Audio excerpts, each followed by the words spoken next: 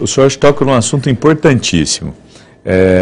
Eu tive a oportunidade na cidade de São Paulo, como vereador, de acompanhar um pouco o desmonte, e infelizmente eu tenho que chamar de desmonte, dessa ideia de fortalecer o debate regional, pensar políticas de desenvolvimento para cada região da cidade.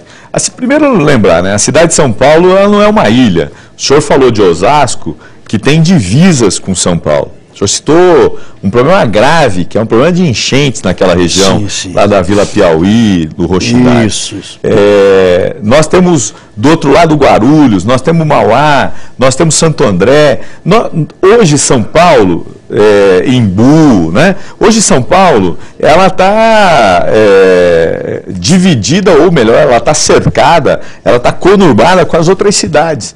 E pensar políticas metropolitanas tem uma importância muito grande. É impossível resolver o problema do transporte coletivo se pensar só a cidade de São Paulo ou só a cidade de Osasco. É impossível pensar o problema do lixo, porque nós não temos mais áreas para recolher e depositar os nossos resíduos sólidos. Osasco, São Paulo e as outras cidades vivem o mesmo problema. A gente não tem mais espaço livre para construir aterros, para coletar lixo. E aí a gente começa a ter problemas graves. Então, primeiro, o senhor toca num assunto que eu acho que é fundamental. Não basta ter regiões metropolitanas, é preciso ter regiões metropolitanas, mas ter recurso. Nós tivemos, aqui em São Paulo, no estado, a gente tínhamos 3 regiões metropolitanas. A região da Baixada, a região de São Paulo e a região de Campinas. Só que nenhuma delas tinha recurso. Elas estavam no papel, muito bem estabelecidas, mas sem políticas para isso. É só lembrar que agora, esse debate feito pelo governador, recoloca a necessidade de que se tenha recursos, de que se tenha políticas. As prefeituras, elas se organizaram a partir das suas necessidades. A gente podia lembrar lá do ABC, que criou um fórum do ABC, da região oeste, a mesma coisa, sem a presença do Estado. Então, se a gente não tiver regiões metropolitanas com recurso, com políticas públicas, com vontade política do Estado, nós vamos continuar no papel com essas propostas. Eu estou falando isso porque nós tivemos uma experiência aqui em São Paulo, que eu tenho usado muito para esse debate, deputado, que me parece ser interessante e fundamental para cidades como São Paulo, mas também como Osasco, Guarulhos, São Bernardo e assim por diante. É a ideia de pensar o desenvolvimento de determinadas regiões. Vamos pegar o exemplo de Osasco. Osasco tem um polo industrial, ali perto da Anhanguera, que o senhor conhece muito bem. Aquele polo industrial é um espaço que gera emprego para quem está ali. A pessoa trabalha no local, não precisa se deslocar para outra região da cidade ou para outras cidades vizinhas. Então nós começamos a pensar as dificuldades com soluções locais.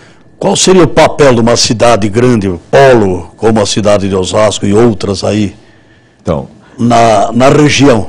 Eu acho que, por exemplo, vamos pegar a região oeste, que Osasco é uma das principais cidades. Osasco hoje é a terceira cidade do ponto de vista econômico. Tem um papel e um peso muito grande. Quando a gente olha a economia de Osasco, a gente vai ver que nós temos uma quantidade enorme de shopping centers. Mas também temos indústrias. É verdade que muitas saíram do estado de São Paulo. Como saíram de Osasco, como saíram da cidade de São Paulo, como saíram do ABC. Então, é preciso pensar o desenvolvimento regional a partir da vocação. É preciso, por exemplo, discutir a região oeste, que tipo de vocação ela tem? Que tipo de empresas a gente podia atrair para a região? Não só para Osasco, mas a gente podia pensar naquele polo. Empresas que não poluem, empresas que são geradoras de emprego, empresas que possam desenvolver a região. Se a gente pudesse, a partir desse debate da região metropolitana, que foi trazido para a Assembleia, discutir as especificidades regionais, deputado, a Assembleia daria uma contribuição muito grande, o governo do Estado seria obrigado a dar passos nesse sentido e a gente teria cidades pensadas do ponto de vista das suas especificidades. O senhor conhece Osasco. Se a gente fala assim, bom, quais empresas foram para Osasco? Osasco mudou muito. Por exemplo, as empresas de amianto que produziam as telhas, hoje não estão mais lá. Primeiro, por uma luta do senhor, para terminar com o amianto, mas também porque muitas cidades de outros estados tiraram as empresas de lá, com a redução de impostos, com a guerra fiscal. Guerra fiscal. Assim por diante. Mas o senhor tocou num ponto importante. O senhor falava do lixo, que é difícil uma solução individual de uma cidade para com o lixo. Agora tem o lixo perigoso também. Sem que o Estado tenha o seu papel de indutor, de organizador, é muito difícil resolver.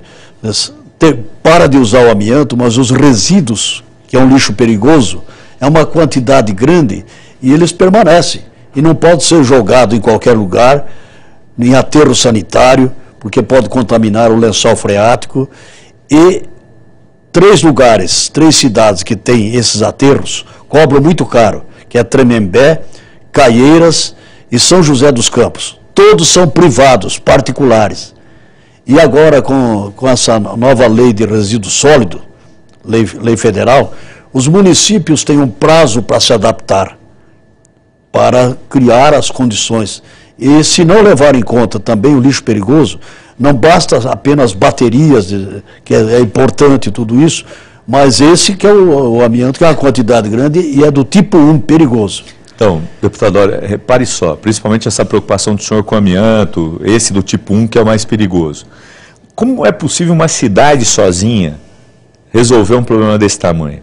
Aí entra a região metropolitana, porque é necessário que haja um consórcio de cidades para que se desenvolva soluções para problemas como esse. O senhor falou do lixo, a gente falou do transporte, nós falamos mesmo da saúde.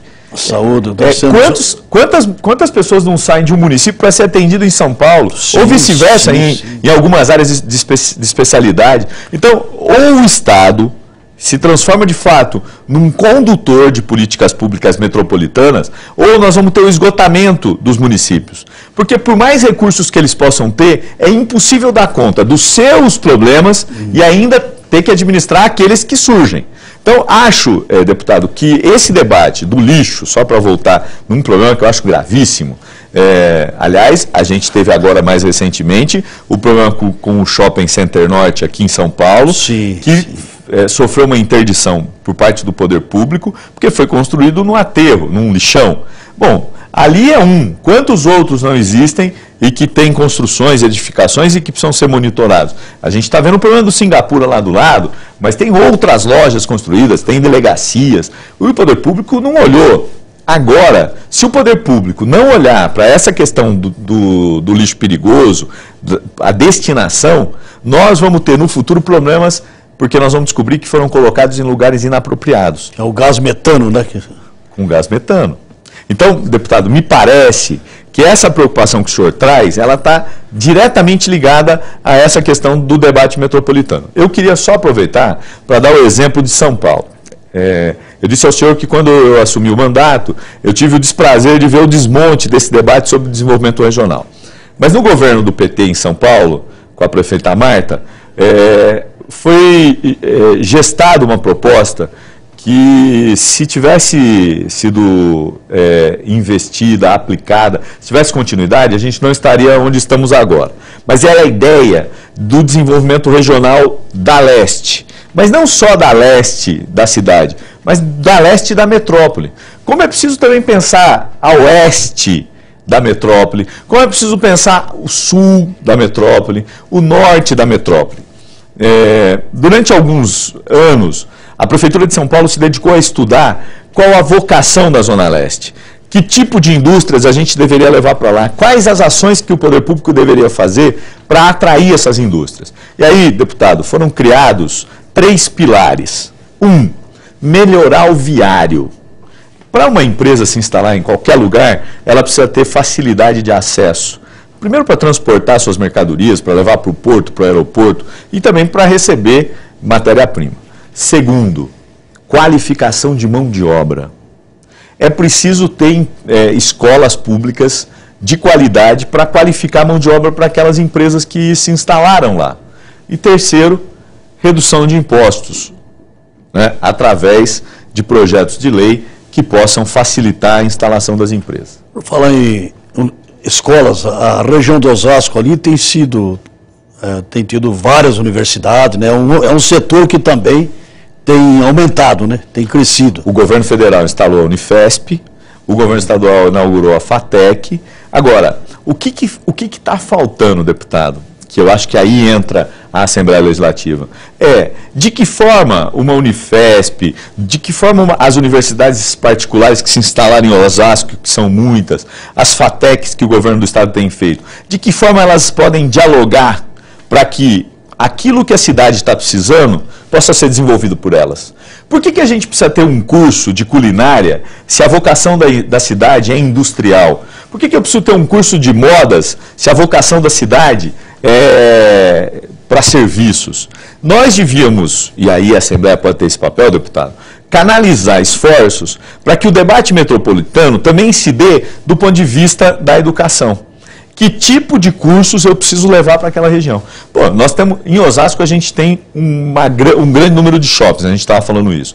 Como é que o poder público pode induzir a FATEC, ou mesmo a Unifesp, ou as universidades particulares, a terem cursos voltados para esse segmento tão importante? Qualificar o servidor. Eu estive recentemente lá na Zona Leste, onde tem uma luta para a construção da Universidade Federal da Zona Leste. E fui algumas vezes dar apoio, né, que é uma coisa importante, que venha, que resolva logo o problema da Gazarra, lá do local onde ela será sediada. E nós percebemos uma participação bastante grande e por segmentos, quais os cursos que deveriam ser realizados lá. Inclusive um que falava um pouco que a população hoje vive mais, a população está vivendo mais. Então, que a terceira idade precisa ter um tratamento com mais carinho, porque nós teremos uma população maior da terceira idade em breve. Em breve teremos mais pessoas com mais idade do que jovens e crianças. O senhor tem razão. E o poder público tem que olhar também para esse aspecto. Então, quando a gente fala de vocação econômica, a gente está falando das indústrias, do serviço, mas também a gente tinha que falar do indivíduo, daquele que está entrando na terceira idade e que precisa ter um outro olhar.